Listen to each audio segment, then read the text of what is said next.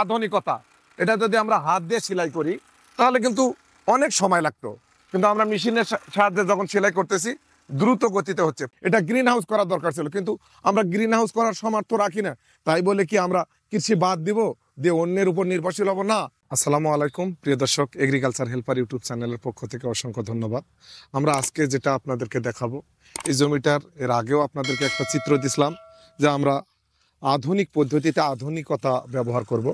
এখন প্রতিনিয়ত আবহাওয়ার পরিবর্তন, প্রতিনিয়ত আবহাওয়া চেঞ্জ হচ্ছে। পেঁপের আমরা একটা নতুন জাত নিয়ে কাজ করতেছি। এই জাতটা যেন সংমিশ্রিত না হয়, আমরা গোটাটা জমি নেটিং করব।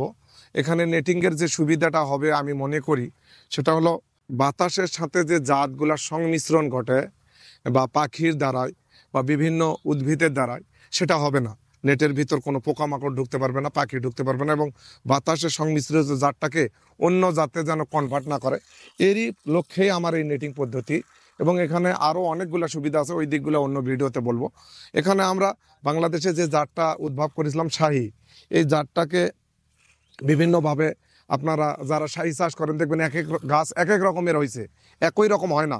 কেন হয় না? এই জাতটা বিভিন্নভাবে সংমিশ্রিত একটা জাত। এটাকে আরও ডেভেলপ করার জন্যে, এটাকে আরও সুরক্ষা দেওয়ার জন্য, আরও সুন্দরভাবে করার জন্য আমরা একটা নতুন জাত নিয়ে আসছি। সেই জাতটা কি হবে আগেই আমি বলতে পারবো না। প্রতিটা আল্লাহর নিয়ামত, প্রতিটাই এক একভাবে এক এক জায়গাতে আল্লাহ দেয়, সেটা আমরা বহির্প্রকাশ ঘটাবো না। এখন আমরা করতেছি, আমরা প্রথম থেকে যেভাবে যখন এর আগে জমিটা কিভাবে প্রস্তুত করছি এটারও একটা তথ্য দিছি। আমরা কাল থেকে নেটিংটা সুন্দরভাবে করতেছি সেটারও একটা দিচ্ছি, কিভাবে আমাদের অধিক ফলন আনা যাবে। আমরা সকল চাষি চাষে অভ্যস্ত, কিন্তু এখানে কিছু কারুকলম আছে যেগুলা ভিন্নতা লাগে। ভিন্নভাবে যদি আপনি কিছু না করতে পারেন তাহলে কৃষি করে লাভবান হওয়া যাবে না। আমরা আধুনিক কৃষি ফার্মে সবসময় প্রযুক্তি, টেকনোলজি, ভিন্নতা, ভিন্ন জাত, মানসম্মত এগুলা নিয়ে কাজ করি। আপনারা অবগত আছেন যারা আধুনিক কৃষি ফার্মের সাথে পরিচিত। প্রিয় দর্শক, বলা বাহুল্য প্রতিনিয়ত আবহাওয়া চেঞ্জ হয়ে গেছে। এখানে সবচেয়ে যেটা বেশি এই নেটিং পদ্ধতির একটা উপকার আমি মনে করি, আমরা ড্রাগনে দিয়ে যেটুকু আমরা প্রতিটা জিনিস আগে পরীক্ষা করি, তারপরে সেটাকে আমরা বিপ্লব করি বা ডেভেলপ করি। সবচেয়ে যেটা ঘটনা, সূর্যের তাপ। এখন প্রতিনিয়ত বাংলাদেশের আবহাওয়া প্রখর তাপমাত্রা, পেঁপে চাষ, পেঁপে সূর্যের আলো সরাসরি করতে পারে না, সহ্য করতে পারে না, আটা জোরে। এই আটা জোড়াটার কারণে আবার সূর্যের তাপে এটা শুকে যায়, পচন তৈরি হয়। যখন আমরা এখানে পচনের জন্য বিভিন্ন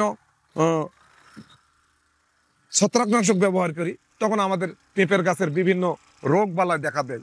এই জন্যে এই যে প্রিয় দর্শক, আধুনিকতা, এটা যদি আমরা হাত দিয়ে সেলাই করি তাহলে কিন্তু অনেক সময় লাগতো, কিন্তু আমরা মেশিনের সাহায্যে যখন সেলাই করতেছি দ্রুত গতিতে হচ্ছে। প্রতিটা ক্ষেত্রে আপনাকে কৃষি করার আগে আপনাকে বুঝতে হবে যে কৃষি আমি করতেছি কিভাবে করলে দ্রুত গতিতে করা যাবে, কিভাবে করলে কাজটা আমার উন্নত। বিশ্ব কেন উন্নত?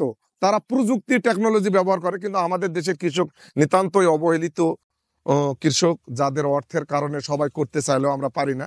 আমরা এরই মধ্যেই যে কম খরচে যে টেকনোলজিগুলো করা যায়, এটা গ্রিন হাউস করার দরকার ছিল, কিন্তু আমরা গ্রিন হাউস করার সামর্থ্য রাখি না। তাই বলে কি আমরা কৃষি বাদ দিব, দিয়ে অন্যের উপর নির্ভরশীল হব না? কখনোই না।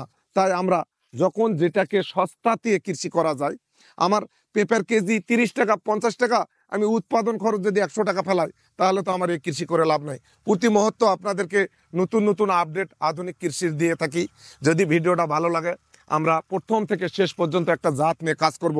এটার বীজ ফেলার থেকে শুরু করে এটাকে কিভাবে জাতটাকে ডেভেলপ করা হচ্ছে।